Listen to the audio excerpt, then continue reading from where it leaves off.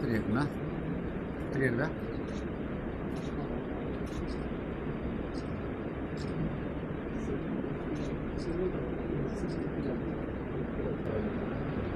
இந்த தேர்தலை பொறுத்த மட்டிலும்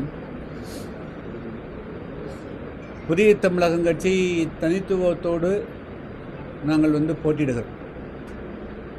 நாங்கள் எந்த கட்சியோடும் கூட்டணியில் இல்லை. தமிழ்நாட்டில் ஏறக்குறைய 80-90 லட்சத்துக்கு மேற்பட்ட மக்கள் தேவேந்திர குல வேளாளர்கள் இருக்கிறார். தேவேந்திர குல வேளாளர் மக்களுடைய குரலாக புதிய தமிழகம் கட்சி ஏறக்குறைய 30 ஆண்டு காலமாக செயல்பட்டு வருகிறது. 1996ஆம் ஆண்டு தூத்துக்குடி மாவட்டம் ஒட்டப்பிடாரம் சட்டமன்ற தொகுதியில் நான் போட்டியிட்டு தனித்தே வெற்றி பெற்றேன். அதற்கு பிறகு நடைபெற்ற 98 நாடாளுமன்ற தேர்தல், 99 நாடாளுமன்ற தேர்தல், கடைசியாக 2024 நாடாளுமன்ற தேர்தல் வரையிலும் எந்த தேர்தலையும் புறக்கணிக்காமல் தொடர்ந்து போட்டியிட்டு வருகிறோம். பல நாடாளுமன்ற தேர்தல்களில் நாங்கள் அதேபோல் சட்டமன்ற தேர்தலிலும் தனித்து போட்டியிட்டு இருக்கிறோம். எனவே தனித்து போட்டியிடுவது என்பதும் புதிய தமிழகம் கட்சியத்துக்கு புதிய விஷயமல்ல, புதிதும் அல்ல.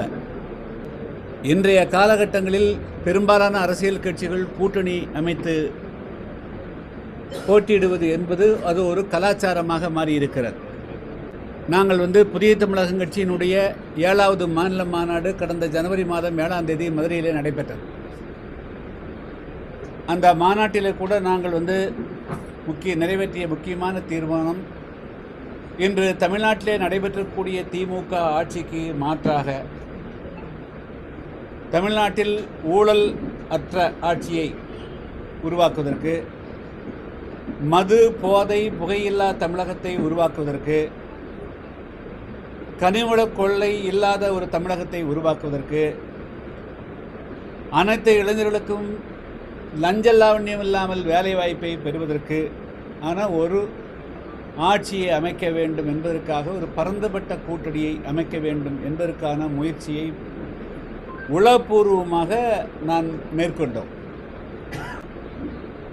நாங்கள் ஏற்கனவே 2024ஆம் ஆண்டு நாடாளுமன்ற தேர்தலில் அஇஅதிமுகவோடு கூட்டணி அமைத்து போட்டியிட்ட காரணத்தினாலே அந்த கூட்டணியை வலுப்படுத்த வேண்டும் என்பதற்குண்டான எல்லா விதமான முயற்சிகளையும் தீவிரமாக மேற்கொண்டோம். ஆனால் திமுக ஆளுங்கட்சியாக இருக்கிறது, மிகப்பெரிய பணபலத்தோடு இருக்கிறது.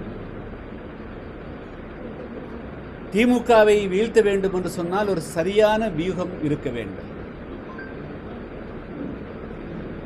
குறிப்பாக விஜயனுடைய வருகைக்கு பிறகு தமிழ்நாட்டில் ஆட்சியிலும் அதிகாரத்திலும் பங்கு என்ற ஒரு முழக்கம் முன்னெடுத்து வரப்படுகிறது. எனவே ஆட்சியிலும் அதிகாரத்திலும் பங்கு என்று ஒருவர் முழக்கத்தோடு வருகின்ற பொழுது அந்த முழக்கத்தை பின்தள்ளிவிட்டு நாம் அரசியல் வியூகம் வைக்க முடியாது. எனவே அதை கணக்கில் கொண்டு ஒரு வியூகம் வகுக்க வேண்டும் என்பதைத்தான் நான் எடப்பாடி பழனிசாமி இடத்திலே எடுத்து சொன்னேன். எங்களுடைய வாக்குகளை தமிழ்நாட்டில் 80-90 லட்சத்துக்கு மேற்பட்ட வாக்காளர் புதிய தமிழகம் கட்சி இருக்கிறாங்க. 1.5 கோடி பேர் மக்கள் இருக்கிறாங்க. அந்த வாக்குகளை எல்லாம் இலவசமாக பெற வேண்டும், அதை அப்படியே அள்ளிக்கொள்ள வேண்டும் என்ற தீய நோக்கத்தோடு மெல்ல மெல்ல எங்களுக்கு நாங்கள் கேட்டது நாங்கள் 12 தொகுதி இருந்தால் தான் தனிச்சின்னத்தில் போட்டியிட முடியும் என்பதை நாங்கள் எடுத்து சொன்னோம்.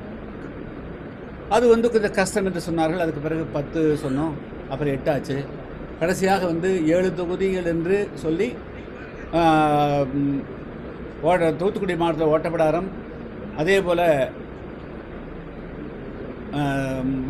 சங்கரங்கோயில் சட்டமன்ற தொகுதி, வாசு, அதுக்கு பிறகு பரமக்குடி, நிலக்கோட்டை, கோயம்புத்தூர் என்று நாங்கள் அந்த தொகுதிகளை எழுதிக்கொண்டோம். எல்லாம் எழுதி வாங்கிட்டு போயிட்டு அதுக்கு பிறகு பேச்சுவார்த்தை நின்று விட்டது என்று அறிவித்து விட்டார். குறிப்பாக நாங்கள் மிக முக்கியமாக கேட்டது, புதிய தமிழகம் கட்சி அதிகமான வலியோடு இருக்கக்கூடிய தூத்துக்குடி மாவட்டத்துக்கு ஒரு தொகுதி வேணும். திருநெல்வேலி மாவட்டத்தில் 4 சட்டமன்ற தொகுதி இருக்குது, ஒரு பொது திருநெல்வேலி சட்டமன்ற தொகுதி கண்டிப்பாக வேணும். அதே போல் தென்காசியில் வந்து 2 ரிசர்வ் தொகுதிக்கு சங்கரன் கோயில் இருக்குது, வாசு இருக்குது, அதில் 1 கொடுக்கணும். விருதுநகரில் 7 சட்டமன்ற தொகுதி இருக்குது, அதை சிறுவத்தூர் 1 கொடுங்க. அதே போல் ராம்நாடுக்கு 1, தேனி திண்டுக்கலுக்கு வந்து நிலக்கோட்டை என்று நாங்கள் கேட்டோம். ஆனால் அவர் எதுவுமே இதெல்லாம் கன்சிடர் பண்ணாமல் நீங்கள் திருவிடை மருதர் போய் நின்னுங்க அப்படின்னு போகாத ஊருக்கு வழி சொல்கிற மாதிரி வந்து அவர்கள் வந்து சிலதெல்லாம் பேசினாங்க.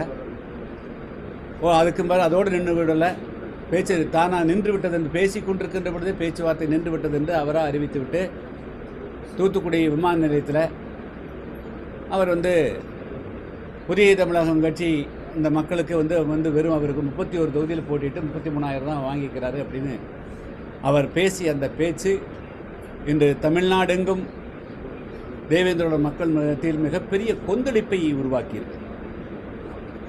அவருக்கு ஒரு பாடம் புகட்டியே தீர வேண்டும் என்று மக்கள் வந்து இன்றைக்கி தேவேந்திரோட மக்கள் வந்து